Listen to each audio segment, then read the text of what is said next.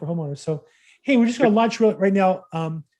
Welcome. I'm Bill Gross. This is realestateinvestingzoom.com. Realestateinvestingzoom.com. We do this every Tuesday at 3 p.m. Pacific time, which turns out to be 6 p.m. East Coast time. And I'll tell you why that's important in just a second.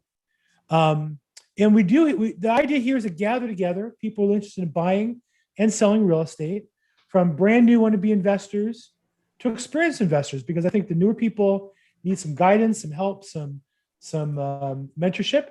And those of us who are a little more experienced are always looking for new people to work with, to bring the energy and help guide that into our mutual success. We also bring vendors on here who can help all of us be more successful regularly. So we do this every week on Tuesday at 3 o'clock. Now, I will share with you, I'm really excited that 2 weeks from today, on June 15th, special edition, realestateinvestingzoom.com will be in New York City. The city, so nice, they named it twice, New York, New York. I'm going to New York for a week for personal things on 2 different Sundays. And I'm staying in the middle to do some business. And so I'll be running this program on Tuesday, the 15th, and I'll be also doing my Probate Weekly on Thursday, the 17th from New York. And I'll have a New York investment person on Tuesday. I'll have a New York attorney on Thursday. I think it'd be interesting even for those of us in California to learn about the principles and see how the business is done there, as well as maybe to look for referrals and look for opportunities for all of us as well. I do want to start off every week with just a little bit of content, because whether you're a brand new investor or you're an experienced investor, there's certain fundamentals in our business I think that we all have to work on all the time, get better at. I do. And so there's really about 20 to 25 principles in a real estate sales business or real estate investment business that are common, no matter where you are: mortgages, real estate, investor, wholesaler. First 2 weeks, we talked about goal setting briefly and a simple business plan. Secondly, this week, I want to just mention time management. And what I want to say is that in any business, you only can grow it by investing one of, or a combination of 2 things: time and money. Now, if you have excess money, you're looking for residual income, you're an investor, you're looking for a rate of return, not for your time, but for your money.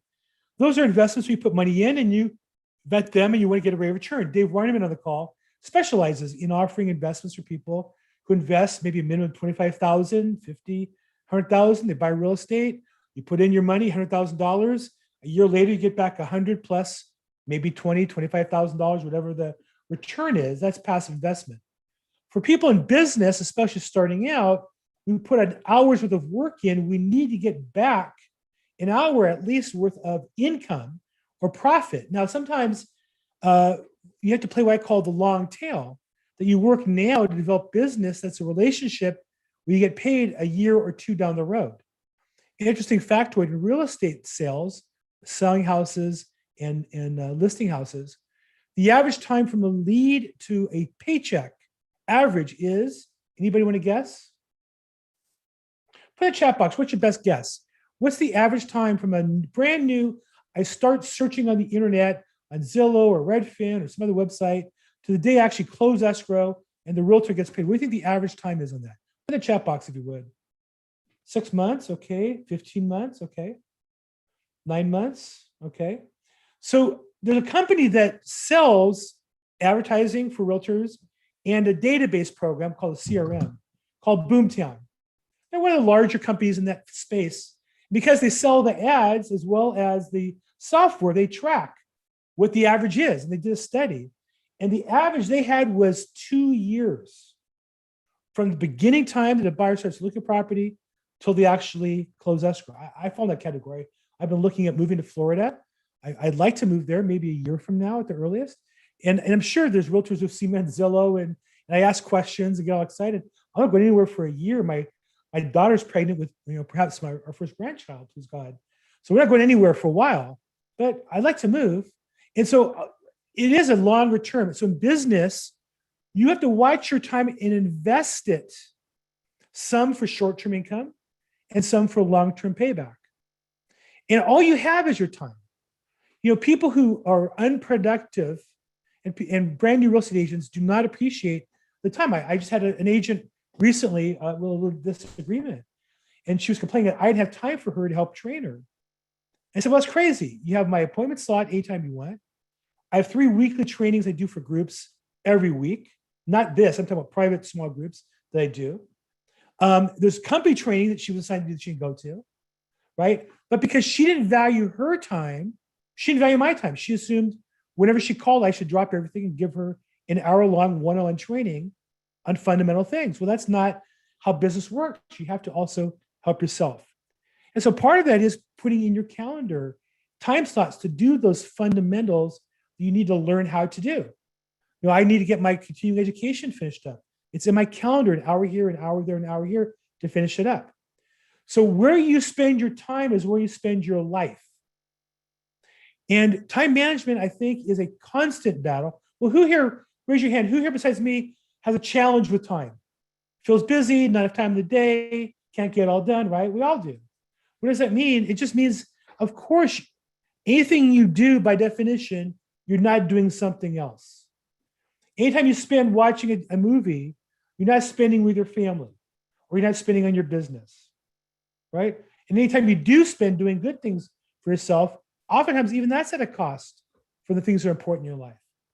So it's very important, I think, to write out your calendar and live to that rather than just respond. Everybody in the world will call you and make their activities sound important.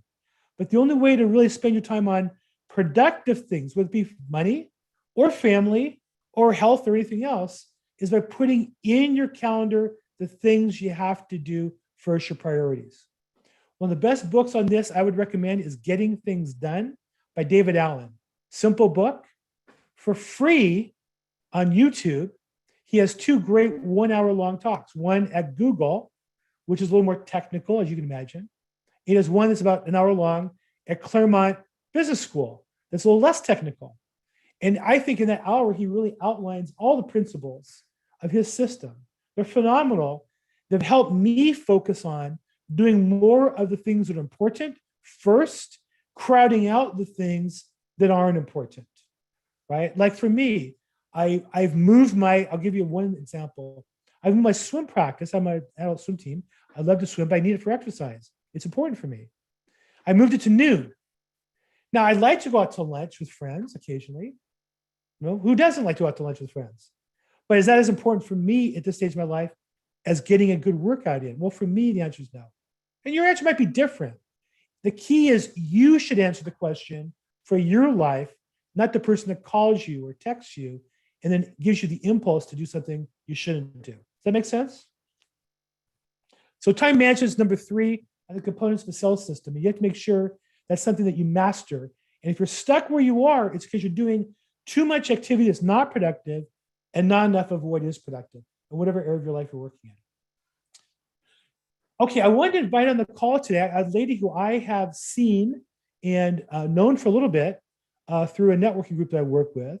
Some of you on this call are actively looking to buy and sell and flip properties. Others of you are looking to do investments.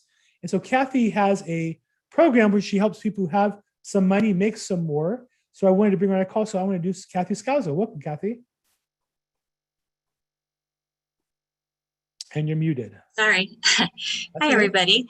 Yeah, so I help investors increase their returns by making the money work for them in 2 places at the same time. So it's simply just adding one additional step before making the investment. So if you have a large sum of cash, if you're going to put a large down payment on a house, you can utilize this vehicle, which is actually a modernized whole life insurance policy. You can use that as the bank. And this isn't your typical whole life insurance policy where it takes years to get cash value. These are specially designed policies where there's high liquidity up front, so you can access a large portion of that cash. So then you put money, you can put a large sum in there, or you can just save it up, a little bit at a time over the years until you have enough. But you borrow from the insurance company with your cash value as collateral.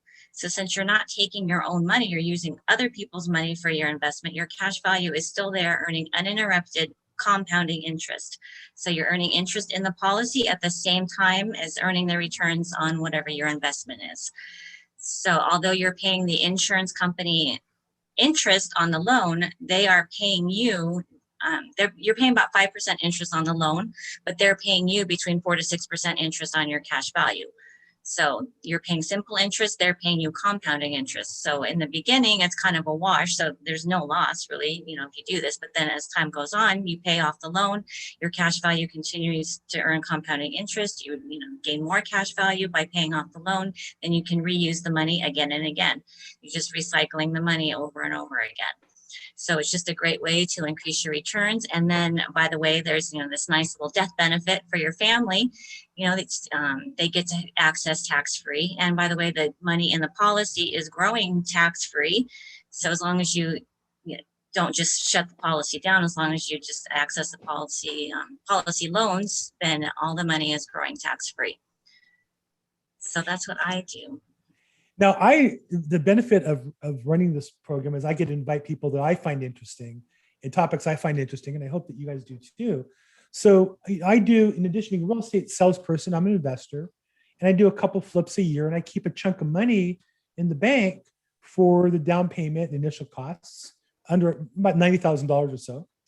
It just sits at Wells Fargo. Now, the good news is I can go to Wells Fargo, get a cashier's check, and present it to the bank, in an hour or less, which is an important part of my business. But I'm probably not managing the money properly. I could probably transfer it around. So one question I would have for you is, how long does it take to get the money out that I might want to put back in if I'm using it like that? Well, if you have it set up for automatic deposit into your bank account, it'll take about 3 days to get the money into your account. So, Got it. So it's to plan 3 days in advance, and then I can put the money back if I don't need it. Mm-hmm.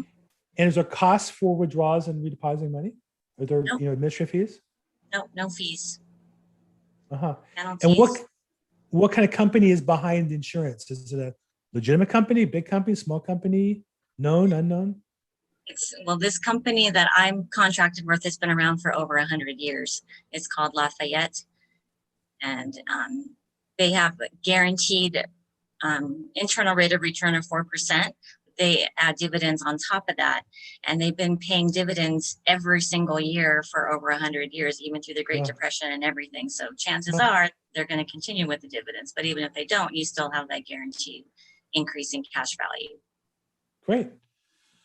So I'm interested in this, and I presume somebody on the call might be, as well as others who watch this on the YouTube might be interested. So if somebody's interested in learning more or investigating with you whether it's the right option for them, how would they investigate that with you, Kathy? I can put my information in here. I have a website, newparadigmmoneystrategies.now.site, and my email is kscalzo3@gmail.com. My cell phone number is 661-510-5237, but I'll put it all in the chat. Good. If you do that, I'll also put it into our YouTube notes as well for people who watch it there. And of course, if you need to get a hold of Kathy, you can reach out to me. I see her. We're in a network or business building group, I think I would call it, with networking regularly. And as long as I get there by 3:02, I get there regularly. Don't get kicked out or locked out. Hey, is it Kathy? This is Arthur. Can you guys hear me?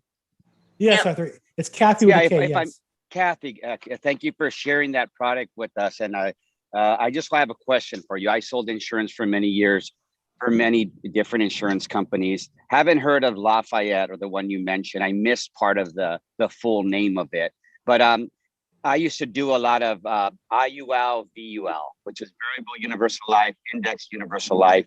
It has similar cash value, but you can access the money right away. So my question is, if you come in on a whole life product and you say you have a lump sum of money, say about $50,000, and you front load it, you can access the 50 plus how much more on top of that?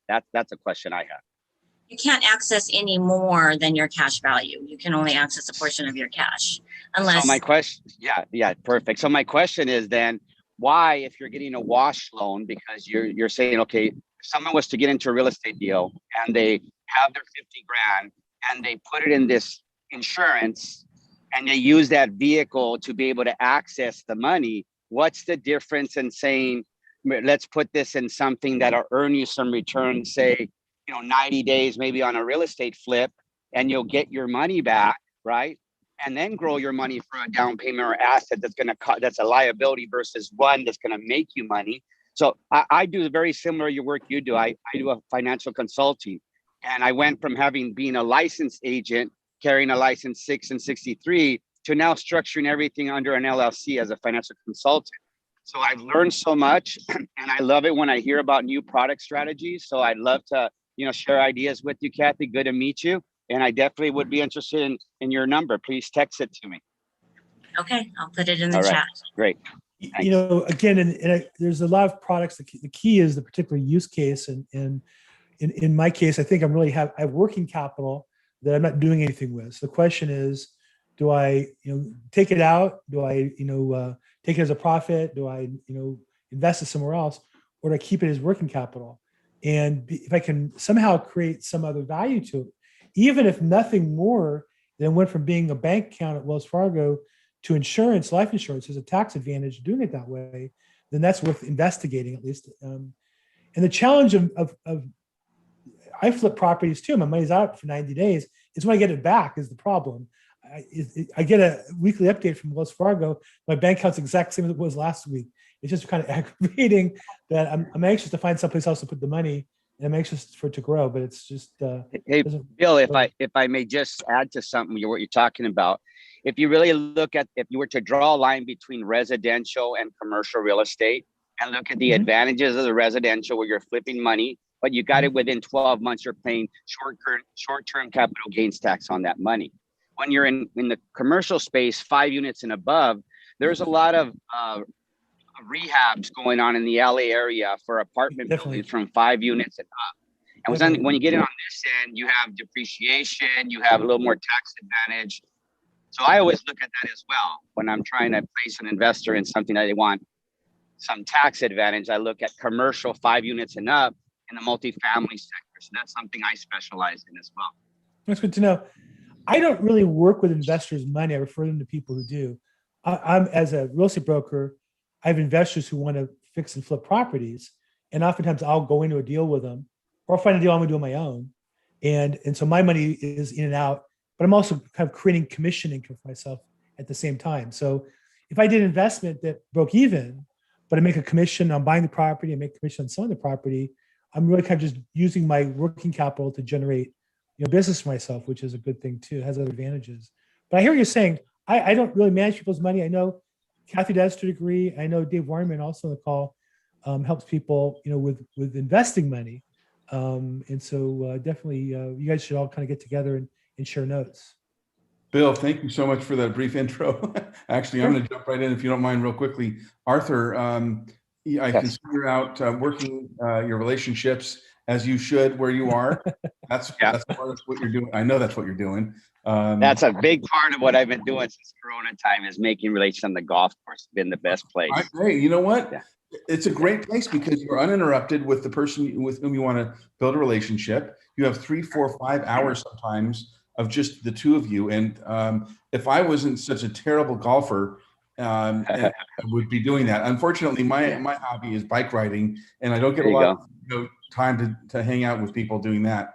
But kudos to you. But anyway, aside from all that, Arthur, would you mind either putting your information in the chat room if you can from where you are, or may I just get your number and I'll give you a holler back and we can perhaps connect and talk a little bit.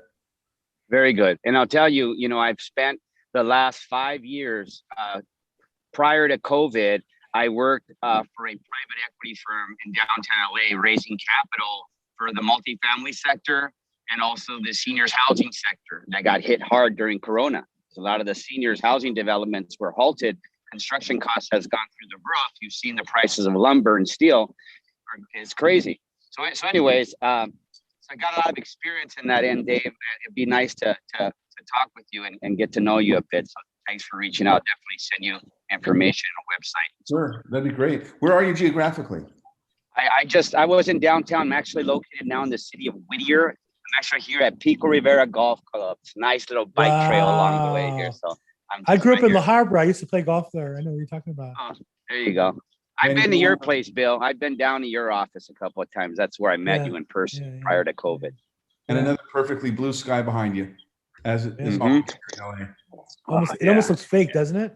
It does. It does. You know, I saw an amazing presentation. I think it's South LA RIA or RIA LA South.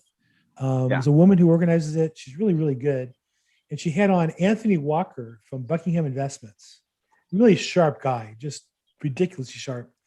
And he made some amazing points on multifamily in Los Angeles. You know, as a real estate agent, I only see the problems when tenants won't move out, tenants won't pay rent and all that. But apparently, you know, for people who are in the business of managing portfolios of properties, there's methodologies and systems that can vet such that they end up, and he was saying they're doing really well even through COVID. Their pay rates are good. They help their customers. And I heard Grant Cardone say the same thing. They help customers apply for the relief or whatever. And so they were in front of all that. As a result, they've had very little turnover. Almost all their, over 95% are paying on time and such. And he said, as a result of that, there's really never been a better time to own multifamily. Dad, to your point, Arthur, about the cost going up, obviously, if the cost replacement goes up, the value of the standing buildings is worth more as well. And so, and also nationally, the cap rates have come down in other areas as money has flocked to Nashville and other cities. Their cap rates have come down, making LA in the right areas. You have to know the markets more attractive. So I think for anybody in this call looking at multifamily, it was really a fascinating eye opener. Like, well, that makes sense. If you can control the system to some degree, and you pick good properties and pick good areas, manage your expenses, that you will have a chance to make money. Who would imagine in Los Angeles, California, or Southern California, who would imagine that rental property would be a good deal? But as he said, when he buys it and it cash flows, now he feels like he's in a good position. Right.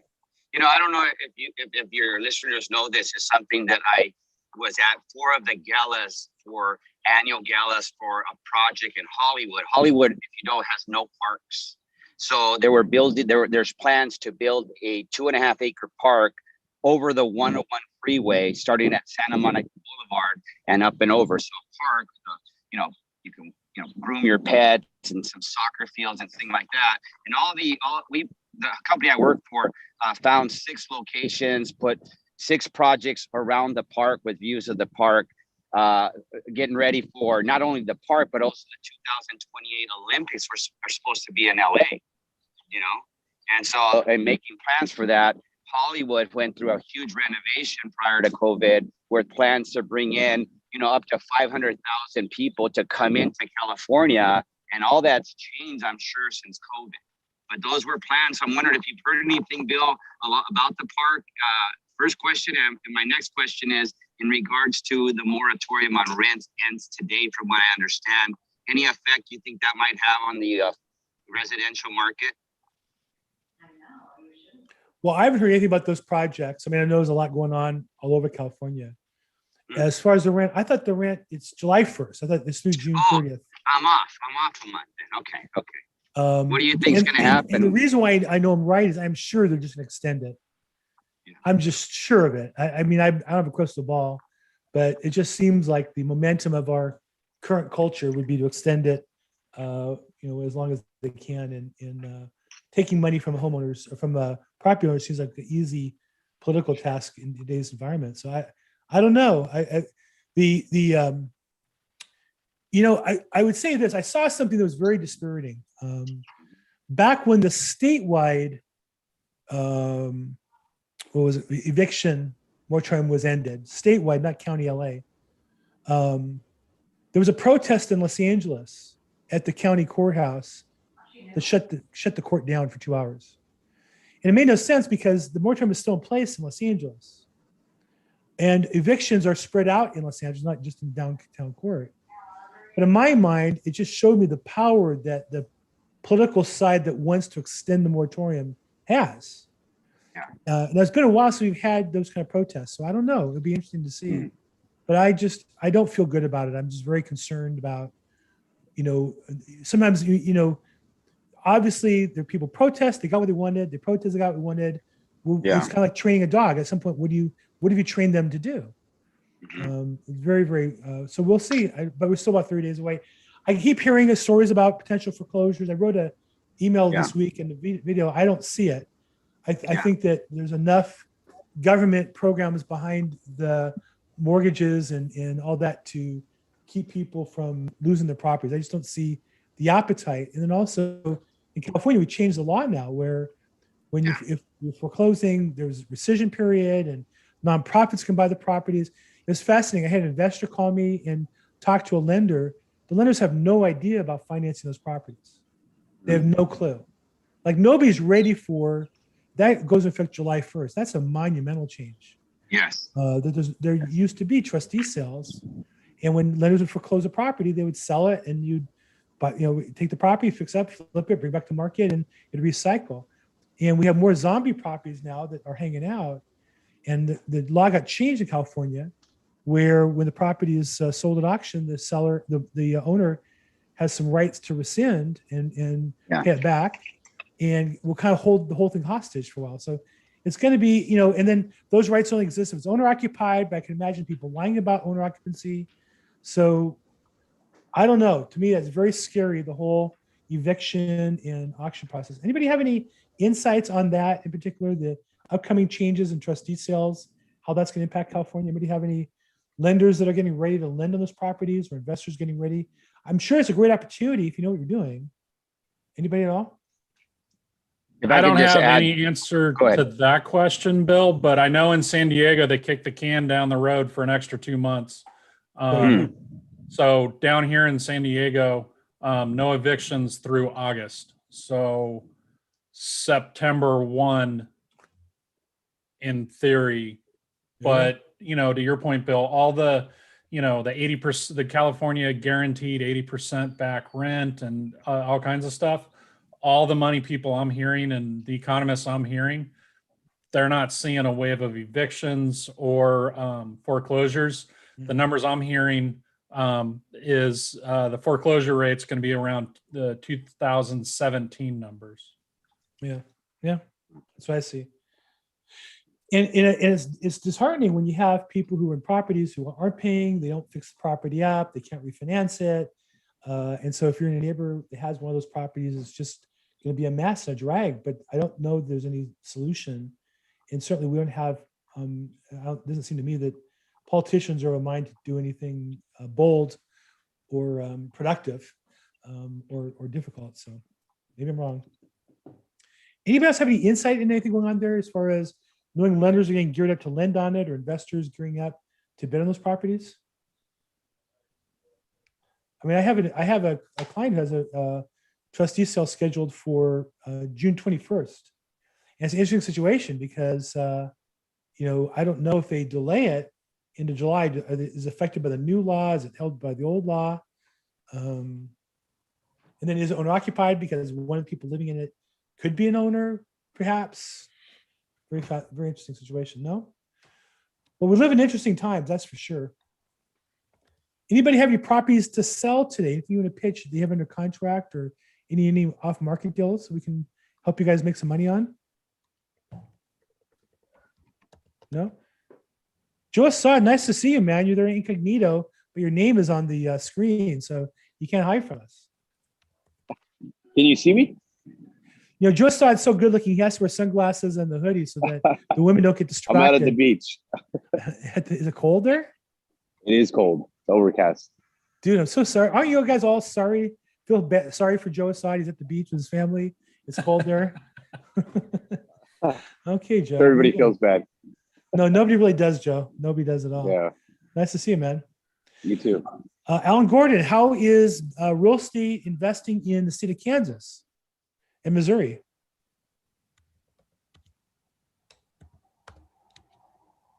We got you. You're muted. There you go. I'm kind of tied up in a piece of property getting a permit. The city changed its methodology for issuing building permits and remodeling permits. And the contractors, at least the ones I know at the moment, don't seem to know what to do. And the people in the city aren't real good at handling them. So I'm getting tied up with that. There's concerns in Missouri too about what you guys have been talking about, not quite as severe. And it's also the same thing. They don't know where it's going. For those who don't know, Ellen is a very good friend of mine, one of my closest friends, literally closest. He's a block and a half from my house, Really as well close. as emotionally, he and his wife are amongst our closest friends for a long time. But he lives here in LA and invested and has bought and fixed and flipped a property or two in Kansas, and is in process with some more, right? Yeah, it's an experience. I need to put a roof on. It's been raining for 3 weeks. That's why people live in California, because it doesn't rain for 3 weeks or straight. I'm learning. But you've successfully flipped a couple properties. And so I would, I tell people, if you're interested in getting started flipping property and buying out of state, Alan, or Abraham, as his Hebrew name is, I know by, has done it successfully. Whatever. And I think the hardest thing for people is their first deal. And I met with him, a year or two ago, and he set out to do this with his wife. And here it is a couple years later, and they've done it a few times, and he's looking to do a few more and making money at it. He's still alive to talk about it. So nobody shot him yet. Nobody shot me yet. He still has a roof over his head. And he's still eating, so he hasn't lost everything financially. For the record, we flipped one, we held one, and we've got a third one now under construction. How about that? And when did you start? How long will you start the process? Well, I guess about 18, 20 months ago, we acquired the first one. Okay. It took us a few months. We traveled to Kansas City, looked around, made some friends. Yeah. So anyhow, Yeah. for those of you who are, interested in getting started and want to make your first deal in particular, number one, or number two, if you're interested in investing out of state, and that's new for you, he's done it. Has some good insight for you.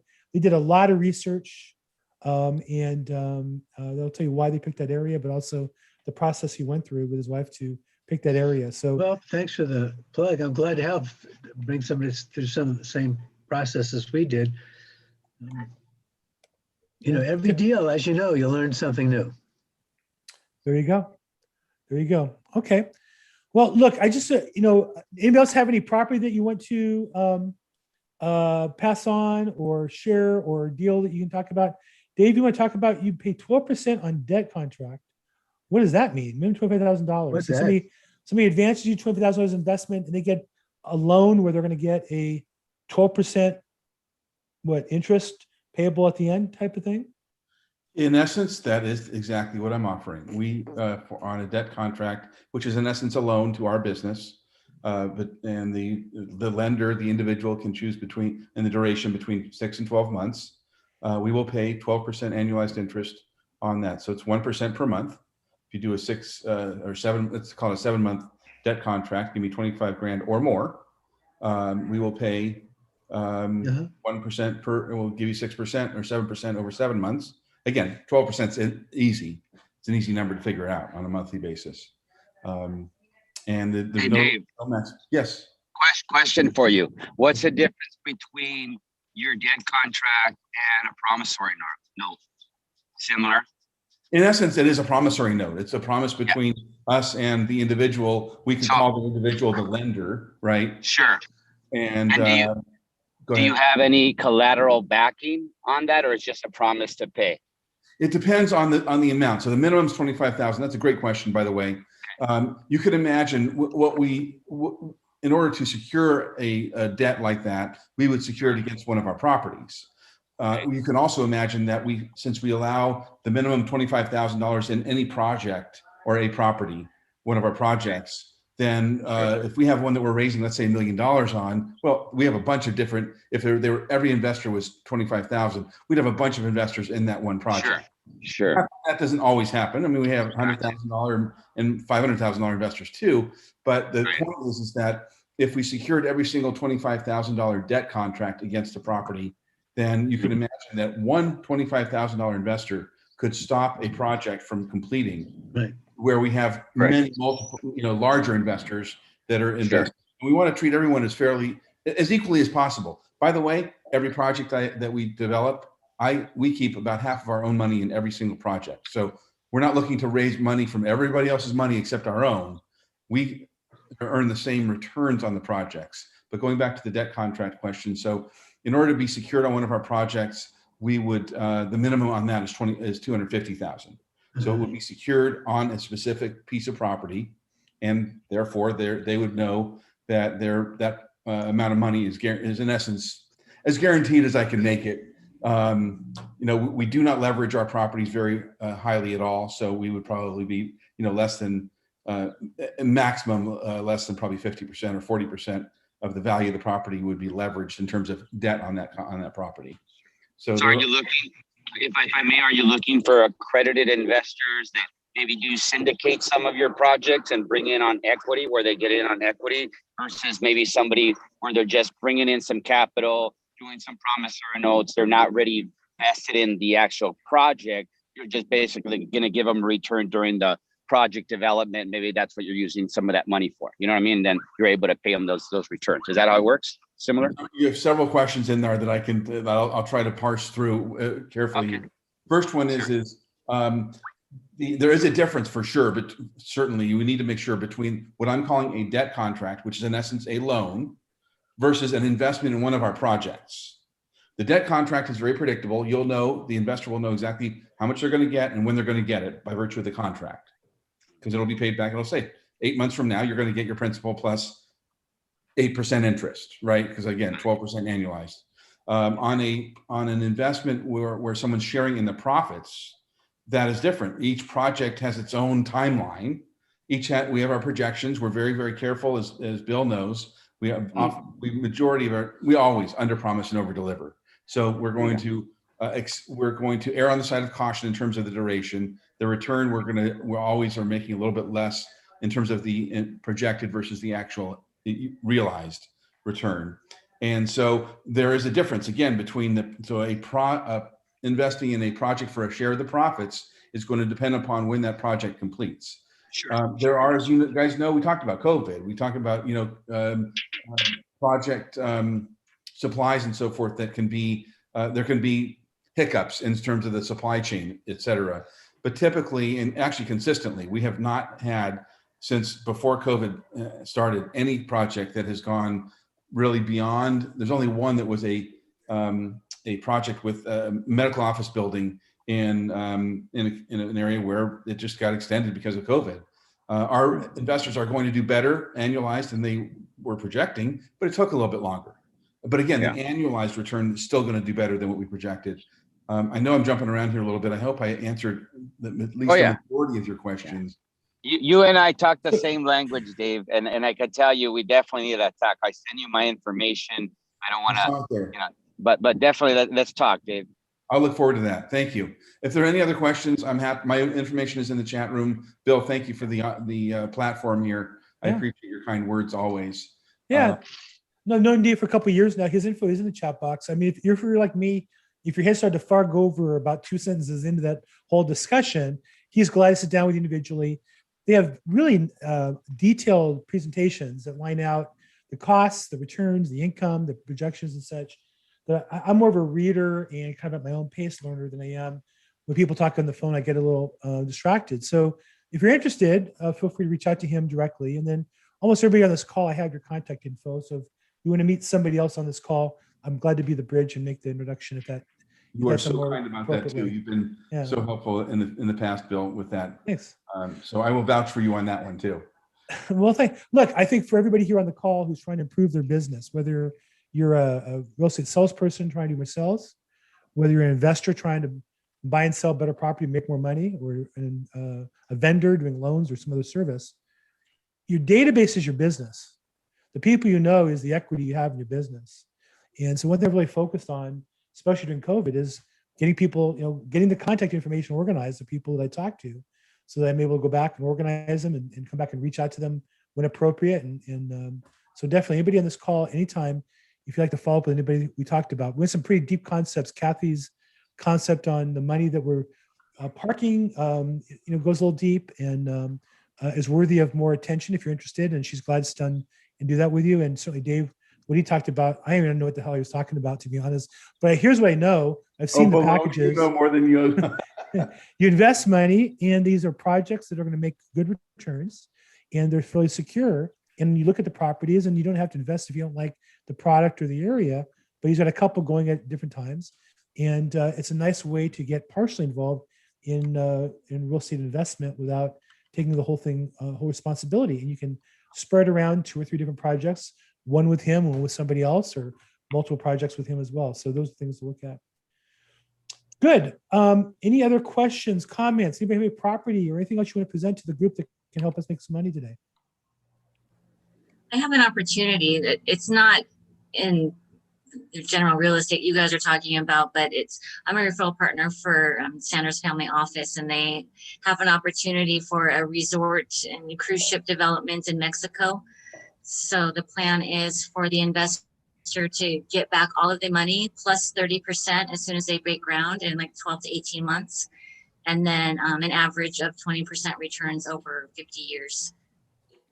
So if So this is anybody's interested in a real estate investment in Mexico, where you're putting money into a development that when they break ground, meaning they've secured their financing and permits and everything, they're going to pay back off the initial investors, and then they bring in new investors of some sort.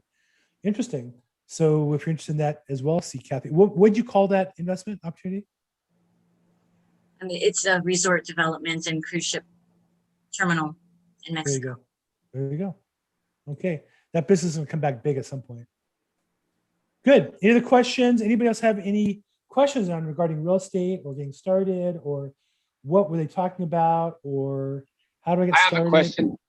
Go I ahead, have Arthur. a question for you there, Bill. Yeah, Arthur, I the know answer is keep your elbow in and follow Okay. through, and it's with the hips. There you go.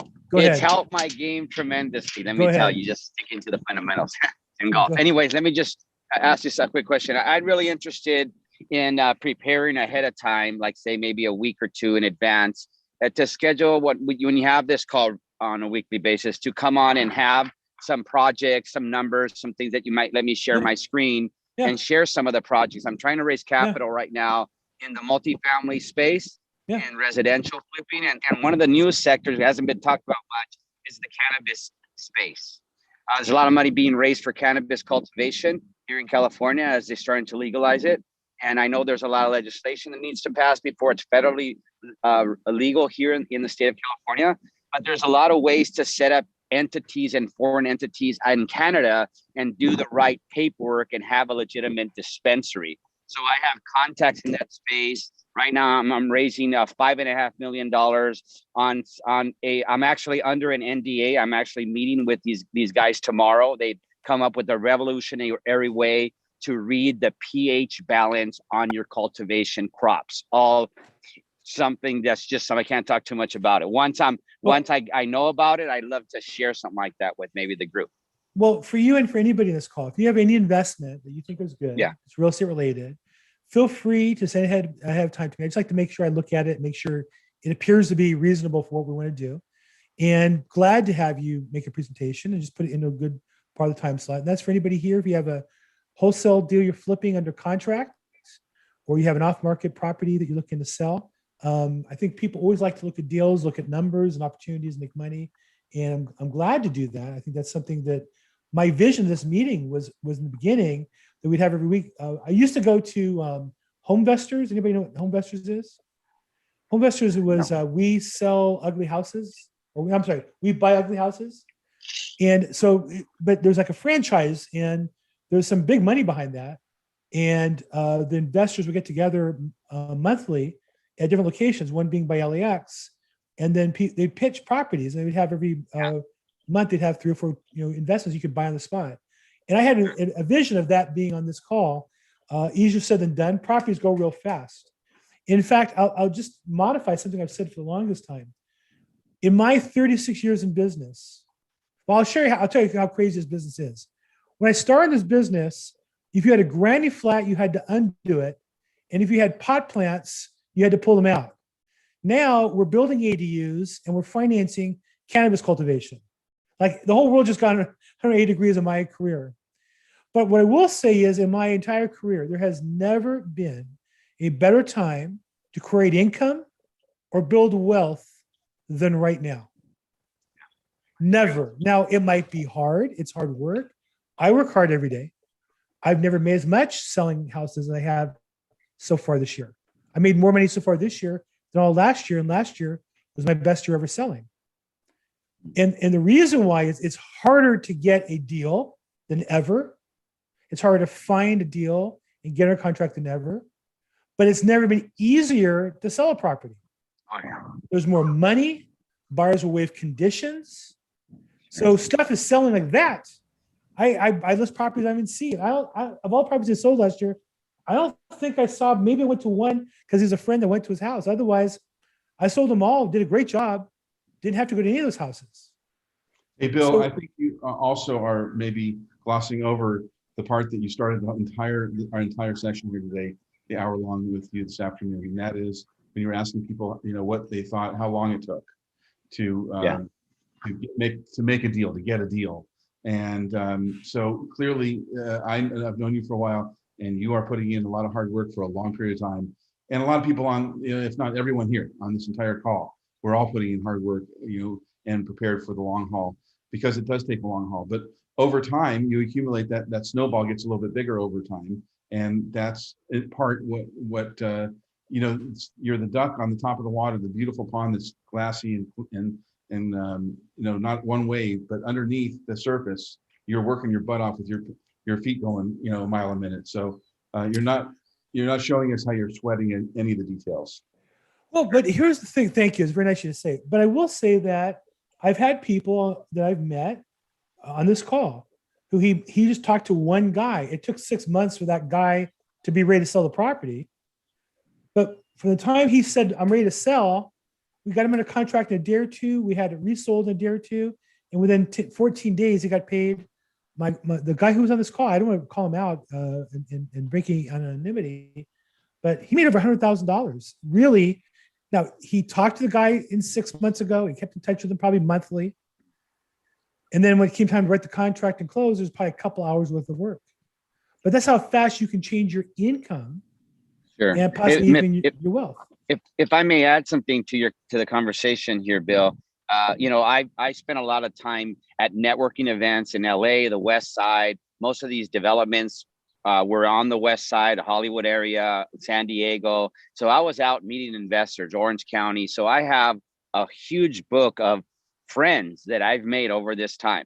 And I say friends because you're talking about hanging on a relationship, building relationships, staying in touch with your people, kind of dripping on them, make sure you stay in contact. Even through COVID, I've made it a point to keep in touch with my people. So now as the deals are coming up, I've noticed money's gone from prior to COVID, there was a lot of uncertainty in the market and a lot of the investors were holding on their capital. Now it's totally flipped. The investors are looking for deals. There's a lot of capital out there. I talked to guys on the golf course that are, they're sitting on millions. A lot of them have cash. They think cash is king when they don't understand the whole inflation thing and what happens if we have too much currency out there, what's happening in other countries. So I spend time counseling and consulting a lot of my clients to educate them on some of the current things that are happening with, our monetary system, things that are happening with the feds, what the rates are doing.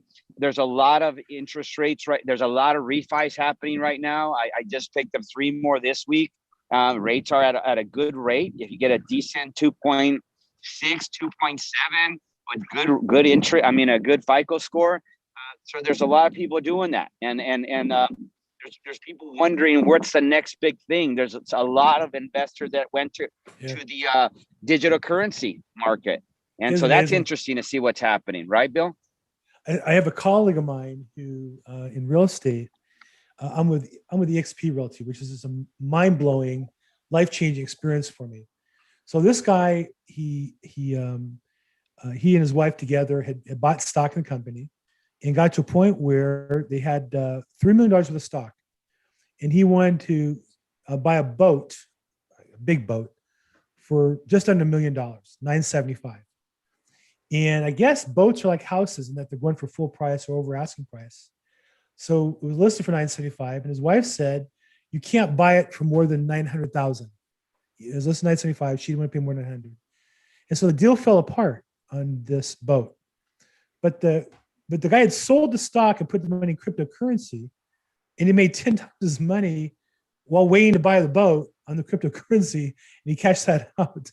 So these are crazy times where, I've never seen anything like it. And I'd say for those of you who have nothing, Don't let that get in the way. There are people who advance the earnest money deposit money.